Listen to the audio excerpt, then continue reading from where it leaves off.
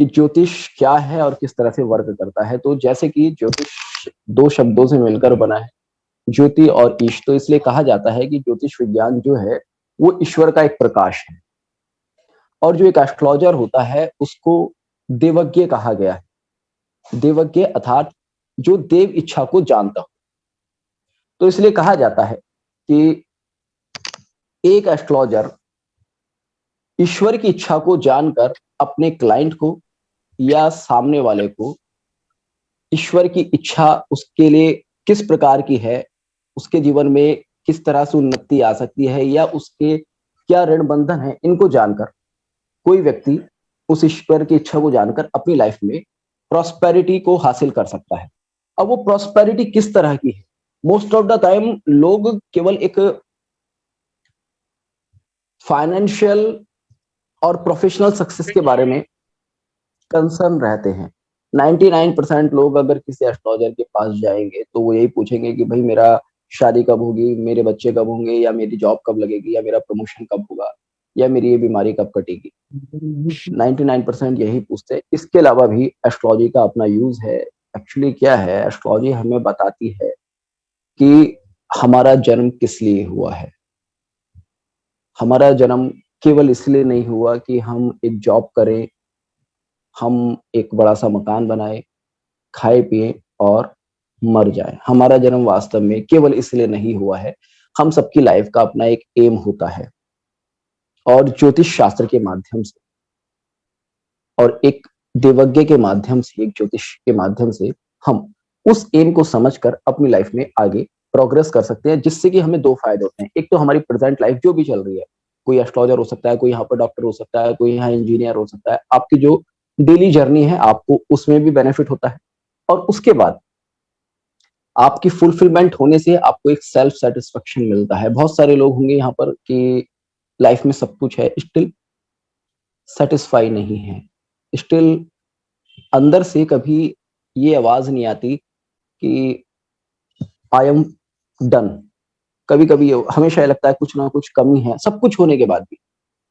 तो वो रीजन क्या है कि हमारी जो पास्ट जर्नीज हैं, पता नहीं कितने पुराने जन्म हम लेकर आज आ रहे हैं, उन जन्मों में हमने कितने ऋण बंधन बनाए हैं। तो जब तक वो ऋण बंधन हमारे खत्म नहीं होते तब तक सीधी सी बात है हमें सेटिस्फेक्शन फील ही नहीं होता।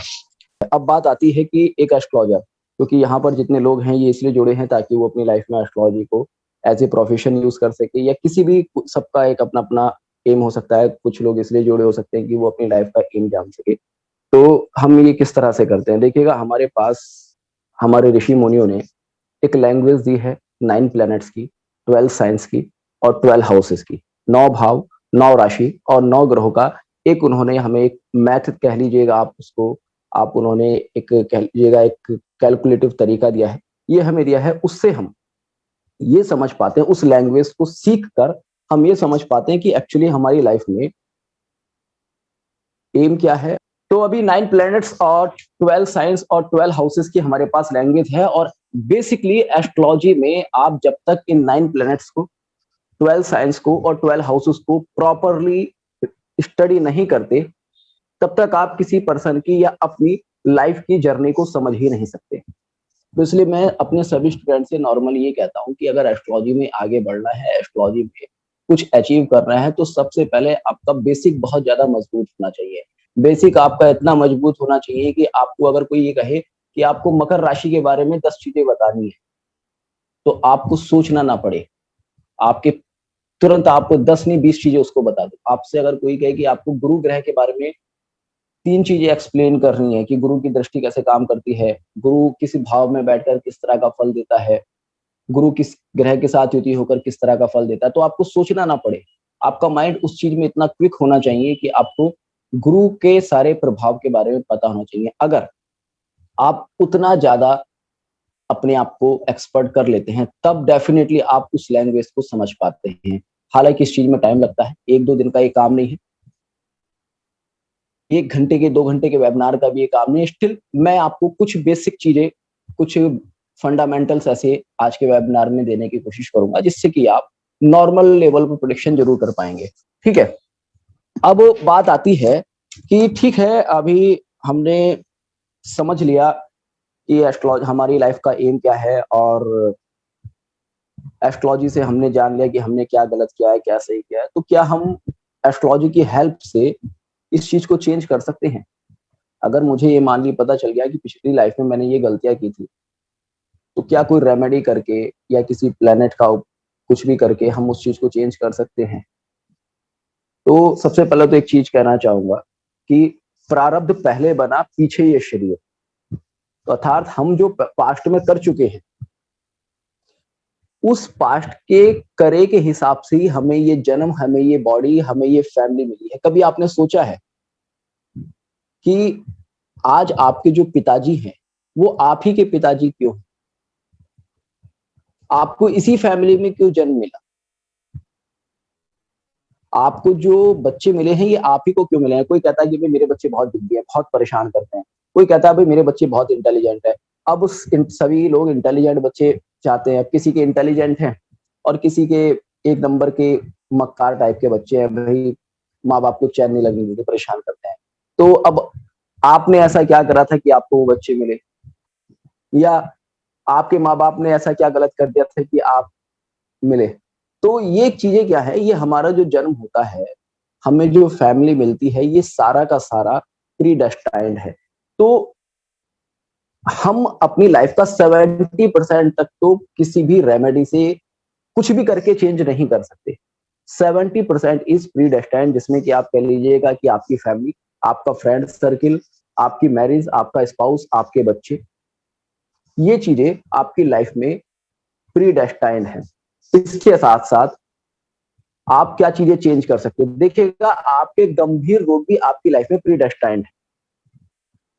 ये भी निश्चित है कि आपकी डेथ किस तरह से होनी है और किस बीमारी की वजह से होनी है, या उसका एनीथिंग जो भी कॉज होगा, ये सारी की सारी चीजें प्री डेस्टाइन्ड है। इनको आप किसी भी तरह से चेंज नहीं कर सकते। अगर इन सारी चीजों को चेंज करने की एबिलिटी हमारे पास होती, तो सबसे पहले मैं अपनी लाइफ में चेंज करने की कोशिश करता। मैं यहाँ पर आप लोगों के साथ वेबिनार नहीं कर रहा था, फिर तो मैं सबसे पहले सोचता कि मैं देश का प्रधानमंत्री या देश का राष्ट्रपति, या कम से कम भी नहीं तो एक मुख्यमंत्री तो बन ही जाऊं। क्यों मैं बिना फालतू में भागा दौड़ी करूं इधर उधर? तो बहुत 70% तक चेंज नहीं हो सकता। अब चेंज क्या हो सकता है? चेंज ये हो सकता है कि आपको आपकी डेली रूटीन्स में आने वाली प्रॉब्लम्स, ये चेंज हो सकती है। जैसे कि कोई पर्सन कहता है कि भाई मुझे फ्यूचर में क्या क्या बीमारी आने के चांसेस है, या किस किस तरह की प्रॉब्लम्स हो सकती है, उनको एक हद तक चेंज किया जा सकता है। उसमें भी अगर हम बीमारियों की बात करें, तो उसमें भी वो बीमारी जो आपकी कॉज ऑफ डेथ बन सकती है, उसको आप चेंज नहीं कर सकते। वो आपकी कॉज ऑफ डेथ बनेगी ही बनेगी, मगर चेंज इतना किया जा सकता है जो नॉर्मल बीमारी है। या फिर आपको अगर पहले पता चल जाता है, मान लीजिए इसका बच्चे का हॉरोस्कोप हमने देखा और हमें पता चलता है कि इस बच्चे को in future I site related बहुत ज्यादा प्रॉब्लम्स आने वाली है, तो हम वहां पर उसके पेरेंट्स को अवेयर कर सकते हैं कि आपके बच्चे को आई साइट रिलेटेड बहुत ज्यादा प्रॉब्लम्स आने वाली है, तो आप इसका थोड़ा ध्यान रखिएगा। तो वहां पर इतना हो सकता है कि उस बच्चे की आई साइट बहुत ज्यादा वीक ना होकर इतनी तो हो जाए, इतनी रह जाए कि वो अपनी पूरी लाइफ काम कर सके। तो केवल इतना ही एस्ट्रोलॉजी के थ्रू चेंज हो सकता है। अगर कोई कहता है कि ही कैन चेंज डेस्टिनी, तो वो केवल और केवल, मेरा अपना अब तक का जो एक्सपीरियंस है, कि वो केवल और केवल आपको या खुद को धोखा दे रहा है। वो चीज पॉसिबल है नहीं। अब ये पॉसिबल है क्यों नहीं? क्योंकि हम, जब से भी हमारी सॉल परम पिता ईश्वर से अलग हुई, तब से हजारों जन्म अब तक ले चुके हैं, और उसमें कुछ हमने किए हैं संचित कर्म, कुछ करे हैं अर्ध संचित कर्म। तो जो संचित कर्म होते हैं, संचित कर्मों में वो कर्म आते हैं जिसका कि कोई निवारण है ही नहीं। हमने किसी के साथ कोई कर्म बंधन बना लिया, मान लीजिएगा, जैसे कि एक छोटे सा एग्जाम्पल मैं आपको देता हूँ कर्म बंधन बनाने का। आज के समय में लोग लिव इन में रहते हैं, लिव इन में रहते हैं, उसके बाद 4-6 महीना साल भर हम लिव इन में किसी के साथ रहे, उसके बाद अपना, आप अपने रास्ते, मैं अपने रास्ते। वहां पर भी आपने उस इंसान के साथ एक ऐसा कर्म बंधन बना लिया है जो अगले कई जन्मों तक छूटेगा नहीं। तो ये हो गया आपका संचित। अर्ध संचित कर्म में आप ये कह सकते हैं कि आपको कोई लड़का कोई लड़की पसंद आई, आपने उसको एक प्रपोजल दिया, उसने आपका प्रपोजल एक्सेप्ट किया, कुछ दिन आप साथ रहे, नॉर्मल साथ रहे एक एज ए फ्रेंड, उसके बाद आपके बीच बात नहीं बनी, आप एक दूसरे से अलग हो गए, तो वो हो गया आपका एक अर्धसंचित कर्म। तो अर्धसंचित कर्म में क्या होगा कि अगर लाइफ के किसी फेस में, किसी और जन्म में वो पर्सन आपसे टकरा जाता है, अब वो आपको कोई नुकसान करने की कोशिश करे, तो वहां आपके पास बचने के रास्ते होंगे, मगर जहां संचित कर्म है वहां आपके पास बचने के रास्ते नहीं होते। तो इसलिए जब हम नाड़ी ज्योतिष में देखते हैं किसी पर्सन के पूर्व जन्म में जाते हैं, तो देखते हैं कि जो आपको परेशान कर रहा है एक्चुअली, वो परेशान कर क्यों रहा है, उसका कॉज ऑफ डेस्टिनी क्या है, उसका आपका रिलेशन क्या था, तो वो सारी चीजें हैं। तो उन चीजों को किसी भी तरह से चेंज नहीं किया जा सकता। 30% तक नॉर्मल लाइफ में चीजें चेंज की जा सकती है, जैसे कि किसी पर्सन को इनकम इंक्रीज करनी है अपनी लाइफ में, तो थोड़ा उसको इंक्रीज किया जा सकता है, मगर उतना नहीं किया जा सकता कि वो अंबानी बन जाए। कोई 50,000 की सैलरी पाता है, तो उसको इतना कह सकता है कि 1 लाख की उसकी सैलरी हो जाए कुछ रेमेडीज के द्वारा, मगर 10 लाख हो जाए वो भी पॉसिबल है नहीं। ठीक है, तो ये हो गई कुछ बेसिक चीज। यहां तक अगर किसी के मन में कोई डाउट, कोई क्वेश्चन हो, तो प्लीज आप अपना माइक ऑन कीजिएगा और पूछिएगा, फिर हम आगे डिस्कशन पर चलेंगे नाड़ी एस्ट्रोलॉजी के ऊपर। ये कुछ बेसिक चीजें थी जो क्लियर करनी जरूरी थी, वरना तो लोग कई बार इस भ्रम में भी एस्ट्रोलॉजी से जुड़ जाते हैं कि वो अपनी लाइफ को पूरी तरह से चेंज कर लेंगे या अपना जान लेंगे कि लाइफ में क्या प्रॉब्लम क्यों है, कैसे है।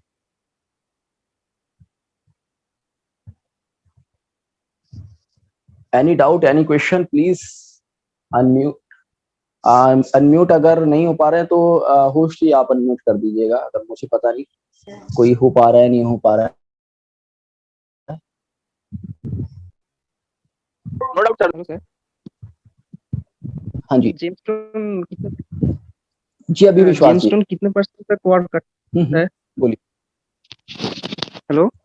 जैम स्टोन कितने परसेंट तक वर्क, हाँ एक मिनट, अभी एक मिनट, अभी जी का आंसर मैं दे देता हूँ। जैम स्टोन आपकी 10% तक वर्क करता है, और उसका मैं आपको बताता हूँ किन चीजों पे वर्क करता है। फर्स्ट, आपकी फिजिकल स्ट्रेंथ के ऊपर, सेकेंडली आपकी मेंटल स्ट्रेंथ के ऊपर।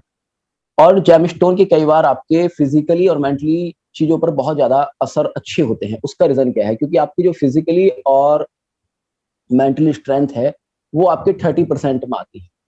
क्योंकि ऐसा है कि ईश्वर ने आपको बुद्धि दी है, अब आप उस बुद्धि से कितना पढ़ते हैं ये आपके ऊपर डिपेंड करता है। कोई 10th क्लास तक ही पढ़ सकता है, बुद्धि तो सबको उतनी दी है।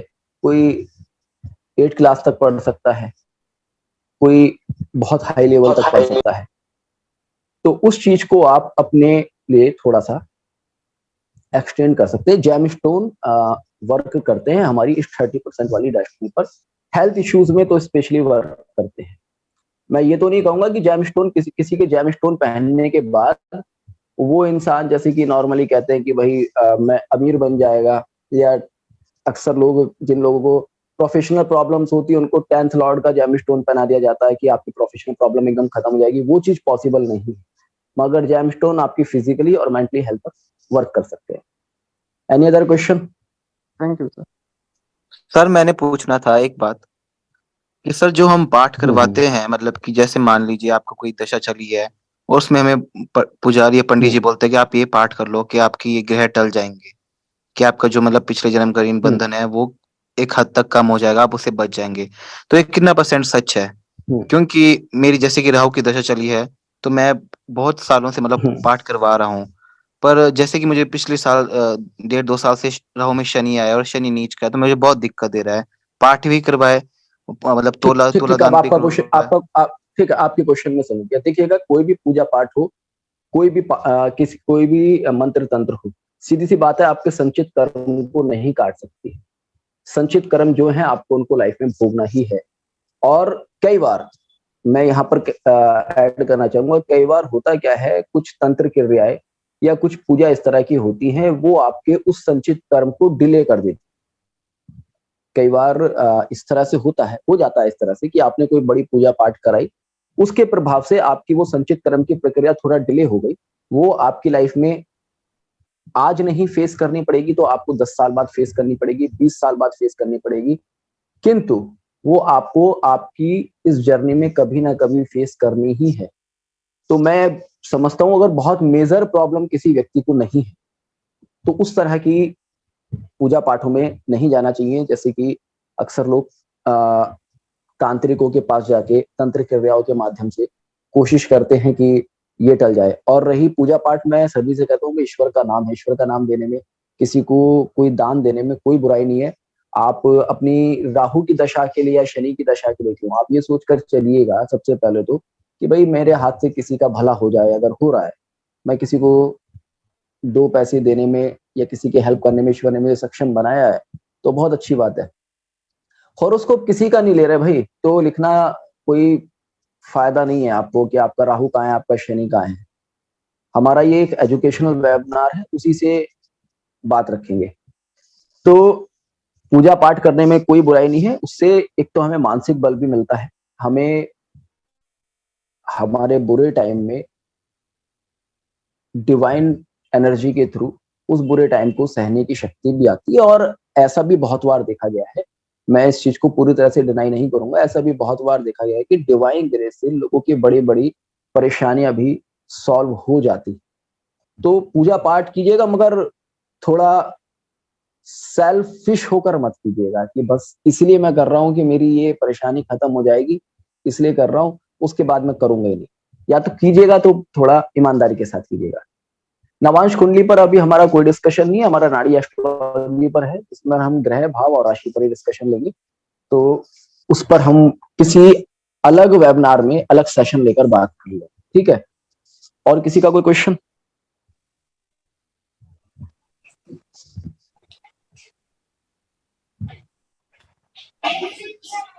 सर एक चीज पूछनी है, बात कर सकते हैं? जी पूछिए। बिल्कुल बिल्कुल, आखिरी क्वेश्चन होगा ये, बाकी फिर जो हम बात कर रहे हैं कि इस जन्म में जो भोगना है वो प्रारब्ध है या संचित है? प्रारब्ध है। अब संचित में तो एक्चुअली क्या है, प्रारब्ध भी आपका संचित कर्मों से ही बना है जी। तो मतलब जो मतलब फल जो पका हुआ है वो प्रारब्ध है, संचित की अभी जो है वो पोटली बंधी हुई है। जी बिल्कुल, एक्चुअली हमारे संचित कर्मों से तो प्रारब्ध बना है। अभी आपने क्या है, आज जो आपने बोया है फ्यूचर में वही तो काटोगे ना, वही तो आपका प्रारब्ध है। चलिए नाड़ी एस्ट्रोलॉजी पर आते हैं। तो मैं, अगर कोई यहाँ पर बिल्कुल नया है, वैसे तो जहां तक मुझे उम्मीद है सारे के सारे एस्ट्रोलॉजी से कहीं ना कहीं तक जुड़े हुए हैं, फिर भी अगर कोई बिल्कुल नया है तो उसके लिए 9 प्लैनेट्स के नाम एक बार रिपीट कर देता हूँ, 12 साइंस के और 12 भावों के। तो 9 ग्रह होते हैं ज्योतिष में, सूर्य शुक्र, चंद्र, मंगल, शनि, राहु, केतु, गुरु और बुध।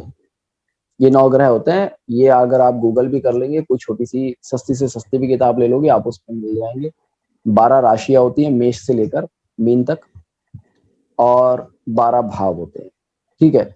और इन्हीं को डिवाइड करके एस्ट्रोलॉजी बनती है। अब हम आते हैं नाड़ी एस्ट्रोलॉजी के बेसिक चीज के ऊपर।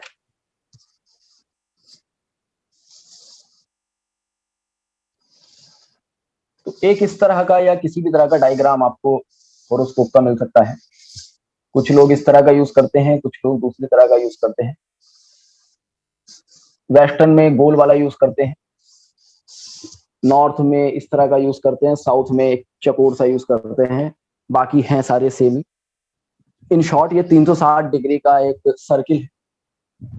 360 डिग्री का एक सर्किल में हमने 12 साइंस को डिवाइड किया है 30-30 डिग्री का, ठीक है। और उन 12 साइंस में हमारे 12 भाव होते हैं और उनमें 9 प्लैनेट ट्रांजिट करते हैं, उन 360 डिग्री पर घूमते रहते हैं। अब नाड़ी एस्ट्रोलॉजी कहती है कि ग्रह जिस राशि में होगा उस राशि के हिसाब से फल देगा। सभी ग्रहों के अपने कुछ फिक्स कारक हैं जिन पर कि आपकी मास्टरी होनी ही होनी चाहिए। जैसे कि गुरु ग्रह किसी पुरुष के लिए, मेल के लिए उसकी जीवन शक्ति का कारक ग्रह है। नाड़ी एस्ट्रोलॉजी कहती है कि अगर आपको किसी पुरुष के बारे में जानना है मान लीजिएगा आप मुझे अपने बारे में जानना है, तो मैं अपनी कुंडली में सबसे पहले गुरु ग्रह को देखूंगा। गुरु ग्रह किस राशि में प्लेस्ड है, उसको ही लगन बनाया जाएगा। नाड़ी एस्ट्रोलॉजी साफ साफ कहती है, नाड़ी एस्ट्रोलॉजी का पहला नियम ये है, जो भृगुनंदी नाड़ी है। हालांकि अलग अलग लोग अलग अलग सिस्टम यूज करते हैं। पाराशरी में भी लोग नाड़ी और पाराशरी मिक्स करके भी यूज करते हैं। उसमें क्या करते हैं कि जो नाड़ी एस्ट्रोलॉजी कहती है कि आप गुरु ग्रह को ही किसी पुरुष के लिए लगन बनाएंगे। तो मान लीजिएगा गुरु किसी का यहाँ चतुर्थ भाव में सिंह राशि में बैठा है, तो नाड़ी एस्ट्रोलॉजी तो ये कहती है कि आपको सिंह राशि को ही लगन बनाना होगा। आप गुरु को मुख्य लगन बनाएंगे। उसके बाद मान लीजिएगा इसकी पत्नी के बारे में जानना है, तो सिंह राशि से सप्तम भाव। इसकी संतान के बारे में जानना है तो सिंह राशि से पंचम भाव। इसकी शिक्षा के बारे में जानना है तो सिंह राशि से पंचम भाव। ये बेसिक कॉन्सेप्ट भृगुनंदी नाड़ी एस्ट्रोलॉजी का है। अब कुछ विद्वान जो कि वैदिक करते हैं, वो मुख्य लगन को महत्व देते हैं। जैसे कि अगर आपका गुरु सिंह राशि में चतुर्थ भाव में बैठा, वृषभ लगन में गुरु सिंह राशि में चतुर्थ भाव में बैठेगा, तो जो बेसिक एस्ट्रोलॉजी है जिसमें कि पाराशरी और वैदिक है, उसमें इस लगन से चला जाता है मेनली, और यहीं से कैलकुलेशन की जाती है कि वृषभ लगन में आपका सप्तमेश मंगल हुआ, तो मंगल पर आने वाले प्रभाव से आप किसी के स्पाउस के बारे में, उसकी मैरिड लाइफ के बारे में जाने। ठीक है, पहला तो चीज ये है। और नाड़ी एस्ट्रोलॉजी कहती है कि पुरुष है तो गुरु, और स्त्री है तो आप शुक्र को लगन बनाकर उसके बारे में जानेंगे। ये कॉन्सेप्ट है बेसिकली नाड़ी एस्ट्रोलॉजी का, कि पुरुष के लिए गुरु और स्त्री के लिए शुक्र। मगर नाड़ी एस्ट्रोलॉजी यहां पर सीमित नहीं। नाड़ी एस्ट्रोलॉजी का जो बेसिक कॉन्सेप्ट है वो ये कहता है कि कुंडली के 12 के 12 भाव, 12 की 12 राशियां और 9 के 9 ग्रह अपने आप में लग्न है। ऐसा नहीं है कि अगर आप, जो बेसिकली ये पढ़ाया जाता है कि गुरु से, आप देखेंगे गुरु से सप्तम भाव, गुरु से पंचम भाव, तो ये नाड़ी एस्ट्रोलॉजी का ये आधा नियम है। नाड़ी एस्ट्रोलॉजी कहती है कि 9 के 9 ग्रह आपके लग्न है। 9 के 9 ग्रह किस तरह से लगन है, इसको मैं सबसे पहले एक्सप्लेन करना चाहूंगा।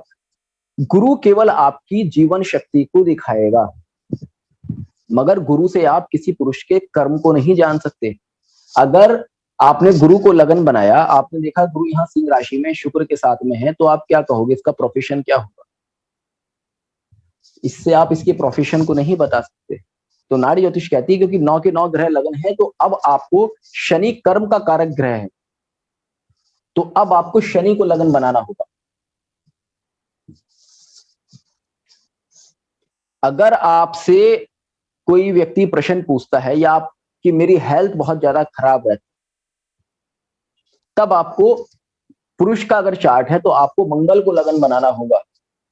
अब दो प्रश्न, आपका प्रश्न हो सकता है कि भाई गुरु जीव कारक है तो मंगल को लगन क्यों बनाया जाएगा? तो देखिएगा, नाड़ी एस्ट्रोलॉजी बेसिकली जो वर्क करती है, जो नाड़ी एस्ट्रोलॉजी का कॉन्सेप्ट शुरू हुआ है वो हुआ है कालपुरुष कुंडली से। और कालपुरुष कुंडली के जो भाव हैं उन्हीं को यूज करके नाड़ी, भृगुनंदी नाड़ी एस्ट्रोलॉजी वर्क करती है। तो कालपुरुष कुंडली का या मेष लगन की कुंडली का प्रथम भाव का स्वामी मंगल है। और प्रथम भाव क्या है? हमारी बॉडी को इंडिकेट करता है, हमारी पूरे शरीर को कंट्रोल करता है। तो अब बीमार कौन होता है? बीमार होता है शरीर। तो इसलिए आपको मंगल की स्ट्रेंथ किसी पुरुष की कुंडली में जब तक नहीं पता होगी, तब तक आप ये नहीं कह सकते कि इस इंसान की फिजिकल स्ट्रेंथ क्या है, इस इंसान की एनर्जी क्या है। अब एक और चीज मैं यहाँ पर ऐड करना चाहूंगा। मोस्टली क्या करते हैं जो नाड़ी एस्ट्रोलॉजर्स भी होते हैं, या आपने मुझसे पहले किसी से भी अगर नाड़ी एस्ट्रोलॉजी में कुछ समझा होगा, तो उन्होंने कहा होगा कि पुरुष की कुंडली में मंगल उसकी पौरुष शक्ति को दिखाता है।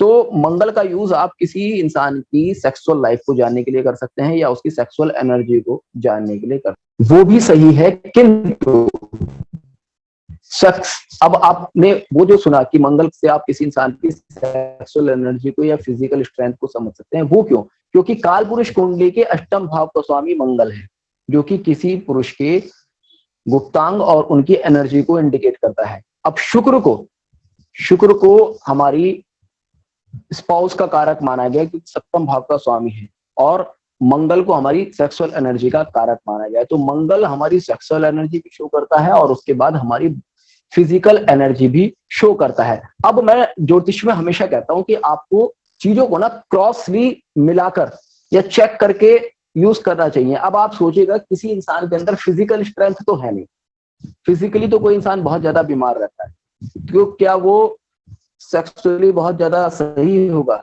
पॉसिबल ही नहीं है। तो इसलिए अगर आपको फिजिकल स्ट्रेंथ के बारे में देखना है, इम्यूनिटी के बारे में देखना है, तो सबसे पहले आप मंगल को देखेंगे। आप में से किसी को भी अगर फिजिकली, यहाँ पर जितने भी लोग हैं, किसी को हेल्थ इश्यूज रहते हो, किसी को बहुत ज्यादा एनर्जी की कमी महसूस होती हो, तो आप अपनी कुंडली में उठाकर देखिएगा, आपकी कुंडली में कहीं ना कहीं मंगल वीक होगा।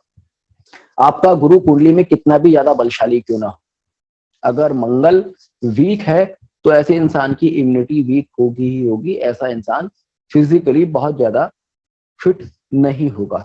और जिस इंसान की कुंडली में मंगल बहुत बली है और गुरु मान लीजिएगा थोड़ा कमजोर भी है, तो भी ऐसे इंसान की फिजिकल एनर्जी बहुत अच्छी होगी। अब बात आती है कि अगर केवल मंगल से हमें अपने शरीर भक्ति के बारे में पता चलता है, तो नाड़ी ज्योतिष करती है कि जीव कारक ग्रह गुरु है, तो गुरु को लगन बनाकर क्या देखें? तो सबसे पहले तो गुरु को लगन बनाकर आप किसी इंसान की लाइफ स्पैन को समझ सकते हैं। गुरु हमारे शरीर में जो प्राण है, वास्तव में उसका कारण, तो आप उसकी लाइफ स्पैन के बारे में समझ सकते हैं। मंगल बहुत ज्यादा स्ट्रांग है, आपको स्ट्रेंथ दे देगा, मगर गुरु कमजोर है तो आपको एक छोटी लाइफ दे देगा। ये पॉसिबिलिटी यहाँ पर बढ़ जाती है। तो इसलिए जिन लोगों का गुरु बहुत ज्यादा